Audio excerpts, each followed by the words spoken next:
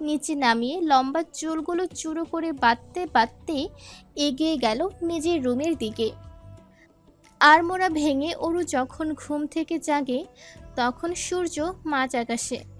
জানালা গলিয়ে দুপুর বেলার তির্যক সূর্য রশ্মি এসে শরীরে আঁচ পড়তে চোখ মুখ কুঁচকে গেল অরুর। সে যে তখন কৃতিকের রুম থেকে ফিরে শুয়েছিল, তারপর কখন যে ঘুমের রাজ্যে তলিয়ে গিয়েছে তা আর টের পায়নি অরু। যখন টের পেল তখন দুপুর গড়িয়ে বিকেল প্রায়। কৃতিক আশেপাশে কোথাও নেই, তবু কৃতিকের মাস্কের সুবাসটা চারিদিকে ভুর ভুর করছে। কোথা থেকে ভেসে আসছে এই সুঘ্রাণ তার উৎস খুঁজতেই গিয়ে ওরও খেয়াল হলো ও কৃতিকের টি শার্ট পরে আছে। পরক্ষণে নিজের শরীরের দিকে তাকিয়ে মুচকি হাসে ওরু। কেন যেন এই টি শার্টটা পরে মনে হচ্ছে কৃতিক ওকে শক্ত করে জড়িয়ে ধরে রেখেছে।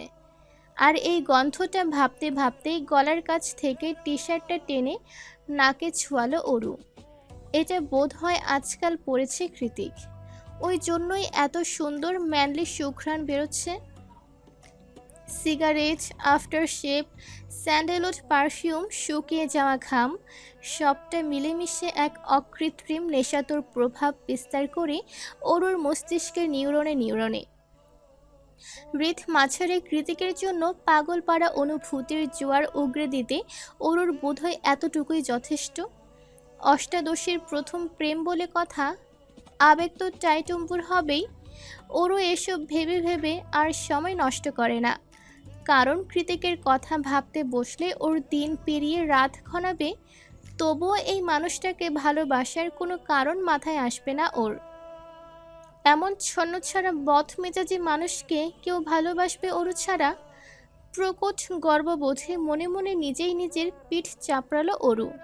তারপর জামা কাপড় পাল্টে নিচে গিয়ে যোগান দিতে বসালো দুপুরের খাবারের। বউকে রান্না করে নিজে হাতে খাওয়ানোর মতো হাজবেন্ড ম্যাটেরিয়াল পুরুষ কৃতিক নয়। হয়তো নিজেও অরুর সাথে জিদ দেখিয়ে না খেয়ে বসে বসে কাজ করছে। তাই অরুই দ্রুত হাত চালিয়ে ভাত ডাল রান্না করলো, ফ্রিজের লেফট ওভার তরকারিগুলো গরম করলো, আর সাথে সাথে কৃতিকের জন্য মিক্সড স্যালাড বানালো। সব কিছু তৈরি করে অরু খাবার দাবার সব ডাইনিংয়ে সাজিয়ে নিচতলা থেকে টেলিফোন করলো কৃতিকের নাম্বারে। কৃতিক ফোন তুলে রুদ্ধ আওয়াজে বলল, কি চাই? অরু কিছুটা কপটতা অবলম্বন করে নাক টেনে ফুপিয়ে উঠে বলল, আমার হাত কেটে গিয়েছে, অনেক রক্ত পড়ছে, আপনি তাড়াতাড়ি নিচে আসুন। অরুর বলতে দেরি হলো, কৃতিকের ধর ফরিয়ে নিচে নেমে আসতে দেরি হলো না। এমনকি তাড়াহুড়োয় পায়ের স্লিপারটাও পরতে পারেনি ও। খালি পায়ে দৌড়ে এসে অরুকে এদিক ওদিক ঘুরিয়ে কৃতিক উদ্বিগ্ন স্বরে বলে, কি হয়েছে বেবি, কোথায় লেগেছে? আমি ঠিক আছি, কোথাও লাগেনি।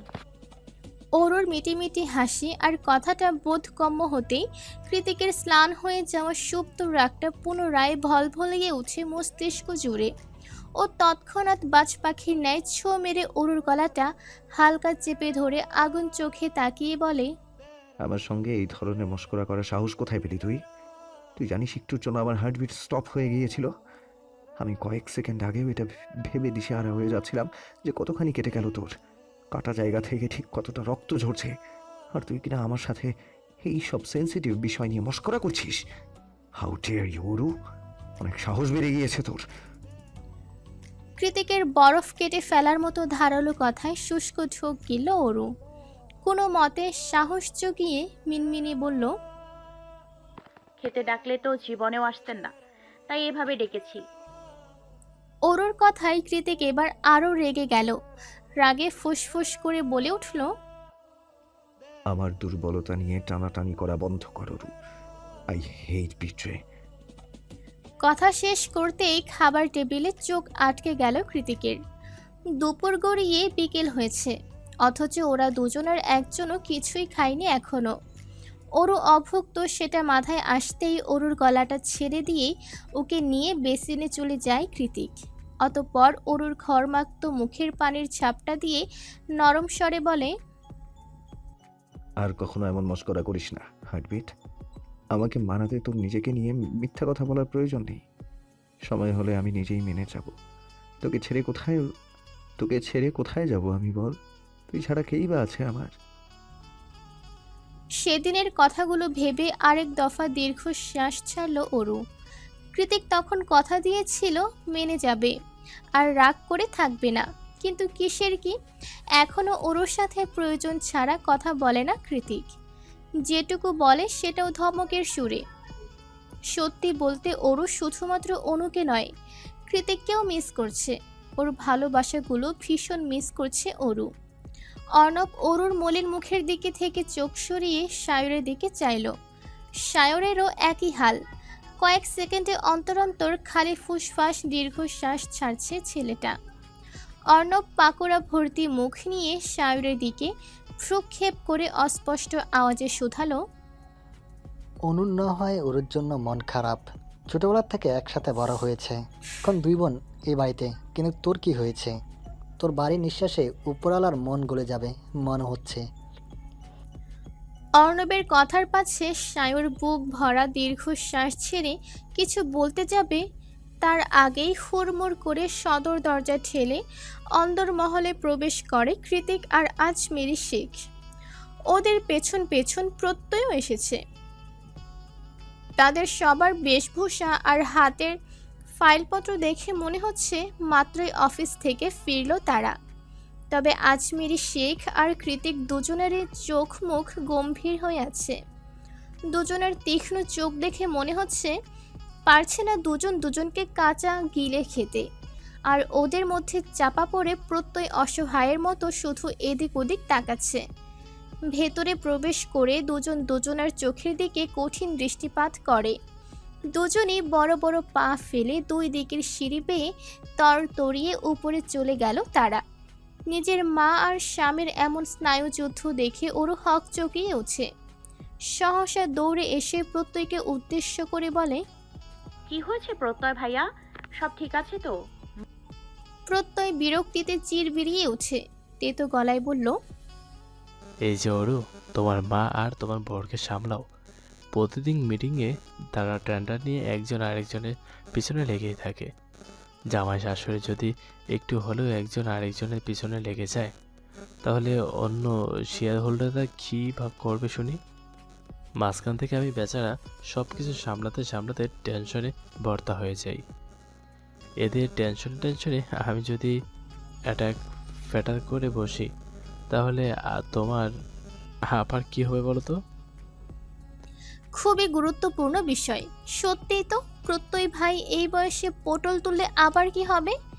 তার উপর আপা যদি শুনে প্রত্যয় ভাইয়ের মৃত্যুর পেছনে একমাত্র দায়ী তার ছোট বোনের একমাত্র স্বামী জায়ান কৃতিক চৌধুরী, তাহলে তো সব সম্পর্ক শেষ। কি ভাবছ? প্রত্যয়ের ডাকে ভ্রম কেটে গেল অরুর। ও তৎক্ষণাৎ সাবধানে প্রশ্ন ছুড়ে বলল, মায়ের কি হয়েছে? প্রত্যয় বলল, শেয়ার হোল্ডারদের দুটো টেন্ডার কৃতিক ভাই পেয়েছে।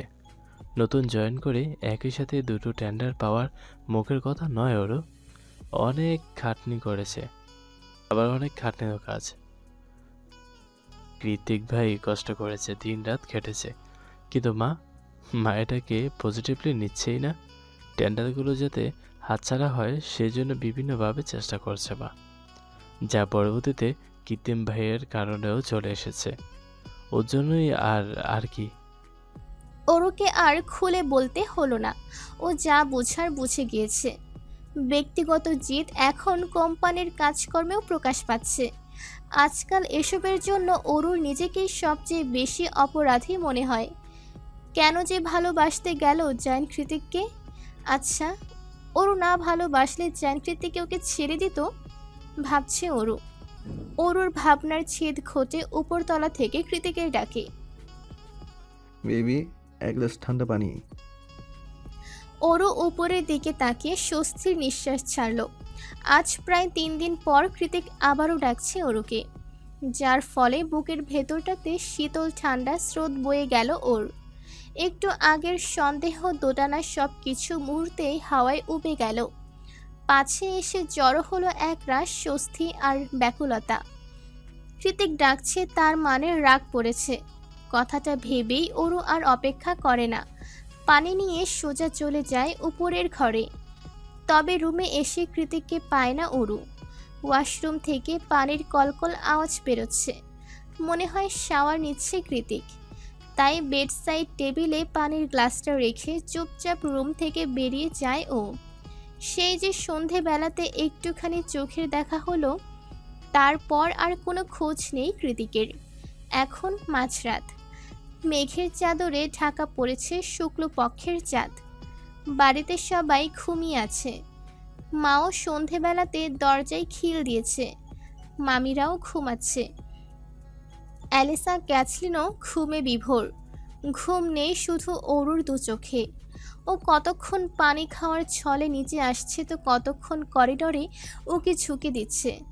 মাথায় শুধু ঘুরপাক খাচ্ছে একটাই প্রশ্ন, এত রাতে মাথায় শুধু ঘুরপাক খাচ্ছে একটাই প্রশ্ন, এত রাতে কোথায় যেতে পারে মানুষটা?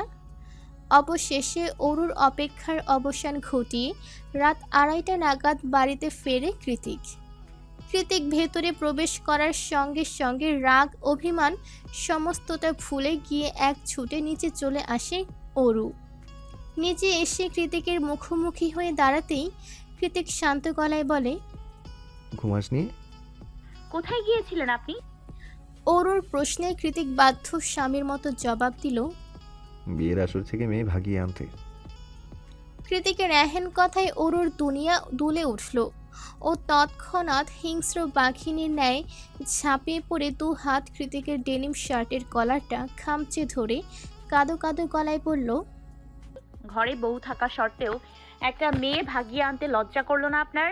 একটু মনোমালিন্য ঝগড়াঝাটি হয়েছে বলে আপনি এমন একটা কাজ করবেন? নাকি এখন আর আমাকে ভালো লাগে না? আমার মাঝে কি অনুপস্থিতি যা ওই মেয়ের মধ্যে আছে? কেন করলেন এটা? জীবন দিয়ে দিব, তবু আপনার ভাগ আমি কাউকে দিব না। জায়ান্ট কৃতিক শুধু আমার। কই সেই হতচ্ছাড়ি? ওকে আজ আমি ঝাঁটা দিয়ে পিটিয়ে বিদায় করব। অরুর এসব কান্নাকাটি আর আহাজারিতে বিরক্ত হয়ে শেষমেশ ওকে একটা রাম ধমক দিল Kritik. Just stop it Aru, সেই তখন থেকে বলেই যাচ্ছিস। আমাকে এক্সপ্লেইন করার সুযোগটা দিয়েছিস, কিভাবে বলবো আমি? কৃতিকের ধমকে কেঁপে উঠল অরু। পরবর্তীতে দ্বিতীয় আর একটা কথাও মুখ থেকে বের করার সাহস দেখালো না আর, শুধু চুপচাপ মাথা নুয়ে চোখের পানি ফেলেছিল। কৃতিক একটা দীর্ঘশ্বাস ছেড়ে অরুকে মানানোর মতো করে বলল, আমি আমার জন্য মেয়ে ভাগাতে যাইনি বেবি। তাহলে? কৃতিক আর কষ্ট করে প্রশ্নের উত্তর দিতে হলো না। তার আগে ওর পেছনে উপস্থিত হলেন আরও 2 জন ব্যক্তি। অরু কৃতিকের থেকে একটুখানি সরে দাঁড়িয়ে পেছনে তাকিয়ে দেখতে পায় অরু, সায়র আর নীলিমা হাত ধরে দাঁড়িয়ে আছে। নীলিমার পরনে লাল টুকটুকে বিয়ের শাড়ি, চোখ দুটো অশ্রুসিক্ত। ওর লাল লাল চোখ দুটো দেখে বোঝা যাচ্ছে মেয়েটা অনেক কেঁদেছে। অরু নীলিমার দিকে এগিয়ে গিয়ে হতবাক হয়ে বলল, কি হয়েছে নীলিমার? ওদের পরপরে অর্ণব আর অ্যালিসা ভেতরে প্রবেশ করতে করতে হাসি মুখে বলল, বিয়ে হয়েছে আমাদের সায়রের সাথে। আব্বাজান! সায়র হতবাক হয়ে ওর ক্রন্দনরত মুখের দিকে তাকিয়ে বলল, এখনো আব্বাজান আব্বাজান করবে? পালিয়ে এসেছি তো আমরা। ওদের কারোর কথার আগা মাথা বুঝতে না পেরে ওরও একই সাথে অনেকগুলো প্রশ্ন ছুড়ে বলে, এলিসা আপু, তুমি না ঘরে ছিলে? আর নীলিমার তো আজ আকোদ হওয়ার কথা ছিল, তাহলে সায়র ভাইয়া? অরুর সকল প্রশ্নকে অগ্রাহ্য করে ওর হাতটা টেনে কৃতিক বলে, সব প্রশ্ন কাল করতে পারবি, অনেক রাত হয়েছে, আমি ঘুমাবো। তাছাড়া ওদেরকেও সকাল সকাল ইন্ডিয়ার ফ্লাইট ধরতে হবে। এবার চল। অরুর মাথাটা এমনিতেই খুরখুর করছে, চোখের সামনে সব কিছু জটলা পাকিয়ে আছে।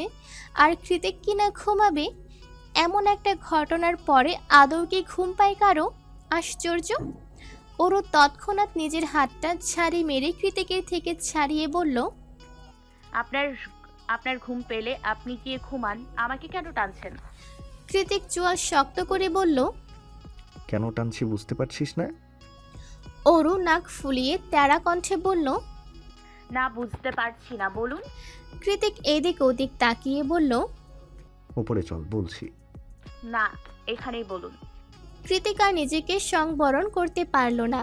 তখনই অরুকে কোলে তুলে নিয়ে উপরে যেতে যেতে সবার মধ্যেই বলে উঠল, তোর জামার মধ্যে মুখ ঢুকিয়ে ঘুমাবো তাই। রুমের সামনে এসে কৃতিক দরজা খোলার উদ্দেশ্যে অরুকে কয়েক সেকেন্ডের জন্য কোল থেকে নামালে অরু সে সুযোগে কৃতিকের হাতে জোরে কামড় মেরে দৌড়ে পালিয়ে যায়। কৃতিকও আজ পণ করে নিয়েছে ও আজ আর অরুকে ছাড়বে না, কিছুতেই না। তাই কৃতিকও এবার চুপচাপ এগিয়ে যেতে লাগলো অরুর পিছু পিছু। অরু ছুটতে ছুটতে ছাদে চলে এসেছে। কৃতিক নিশ্চয়ই এত রাতে ঘুম বাদ দিয়ে অরুকে তাড়া করে ছাদে চলে আসবে না, সেই ভেবে স্বস্তির নিঃশ্বাস নিল অরু। মাঝরাতে আকাশে চাঁদ নেই, আছে কেবল ঝিরিঝিরি মৃদু বাতাস, যে বাতাসে এলোমেলো হয়ে উঠছে অরুর এক হাঁটু রেশমের মতো লম্বা চুল। অরু খোলা আকাশের দিকে মুখ তুলে দু চোখ বন্ধ করে প্রাণ ভরে নিঃশ্বাস নিয়ে যেই না চোখটা খুলল, অমনি কোথা থেকে যেন ছুটে এসে ঝড়ের গতিতে অরুকে চেপে ধরে ওই ঠোঁটের মাঝে বরাবর দাঁত বসিয়ে দিল কৃতিক। অকস্মাৎ তীব্র ব্যথায় মৃদু আর্তনাদ করে উঠল অরু। তড়িৎ বেগে দু হাতে খামচে ধরল কৃতিকের শার্ট। একেবারে অরুর ঠোঁট থেকে কয়েক ফোঁটা রক্ত পান করে তবেই ওকে ছাড়ল কৃতিক। ছাড়া পেয়ে ইতিমধ্যে ফুলে ঢোল হয়ে যাওয়া ঠোঁটে হাত ছুঁয়ে অরু আতঙ্কিত স্বরে বলল, কি করেছেন এটা? রক্ত বেরোচ্ছে না? রক্ত বেরোচ্ছে কেন? কৃতিক কপট হেসে বলল, কি ভেবেছিলি ছেড়ে দেব? অরু অভিমানী গলায় বলল, আপনি কখনো ছাড় দিয়েছেন আমাকে? সবসময়ই তো ব্যথা দিতে থাকেন। কথা শেষ করে অন্যদিকে ঘুরে চোখ মুছল অরু। কৃতিকর সংস্পর্শে এসে দাঁড়িয়ে অরুর খোলা চুলে চুমু খেয়ে ওর মাথার উপরে নিজের চিবুক ঠেকিয়ে শান্ত গলায় বলে, আর আদর করি না বুঝি? অরু জবাব দেয় না। কৃতিক অরুকে ঘুরিয়ে ওর দু গালে চুমু খেয়ে বলে, আমি মেরেছি, আবার আমি আদর করে দিচ্ছি। আর কোথায় কোথায় মেরেছি বল? সব আদর আজ একসাথে বসিয়ে দেবো।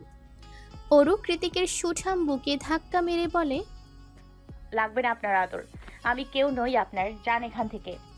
কৃতিক সামান্য ঝুঁকে গিয়ে অরুর নাকটা হালকা টেনে দিয়ে বলে, তুই ছাড়া কে আছে আমার?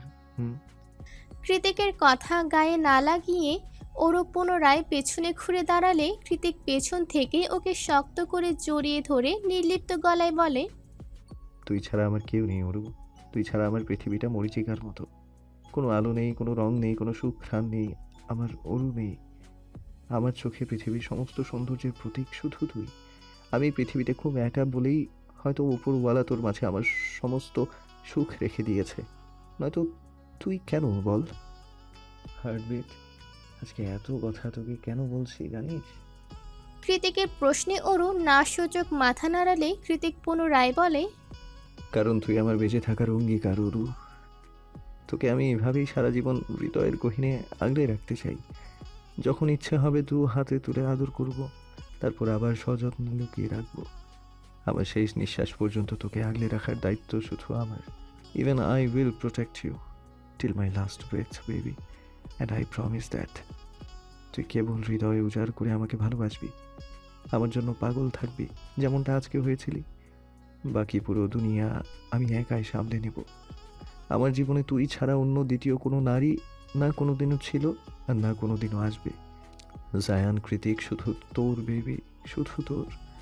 কৃতিকের কথা শেষ হতেই অরু আচমকা ঘুরে কৃতিকের গলা জড়িয়ে ধরে রিন রিনে আওয়াজে বলে, আমি তোমাকে ভালোবাসি জায়ান কৃতিক, খুব ভালোবাসি, অকারণেই ভালোবাসি। ভালোবাসা এত কারণ লাগে না। তুমি আমার সেই লাগামহীন ভালোবাসা, যে ভালোবাসার গভীরতা আমি চাইলেও কোনোদিন উপলব্ধি করতে পারবো না, কখনোই না। কৃতিক নিজেদের অথর যুগলের মাঝে থাকা দূরত্বটুকু খুঁজিয়ে গম্ভীর যৌবনের তালে তালে বলে, I love you too baby. ধীরে ধীরে কৃতিকের ভালোবাসার স্পর্শ গভীরতা লাভ করতেই অরু ছিটকে দূরে সরে যায়। কৃতিক দু কদম এগিয়ে গিয়ে ব্যাকুল কণ্ঠে বলে, কি হয়েছে? কাছে আয়। অরু কৃতিকের চোখে চোখ রেখে না সূচক মাথা নাড়ালে কৃতিক আসল ঘটনা বুঝতে পেরে একটা দীর্ঘশ্বাস ছেড়ে জিভ দিয়ে অথর ভিজিয়ে বলে, ইটস ওকে, মুখে বললেই তো হয়। এত ভয় পাওয়ার কি আছে? আমি কি মানুষ নই নাকি? এখনো পেটে ব্যথা করছে? অরু এবারও চুপচাপ নাসূচক মাথা নাড়ালে কৃতিক ওর কপালে চুমু এঁকে দিয়ে বলে,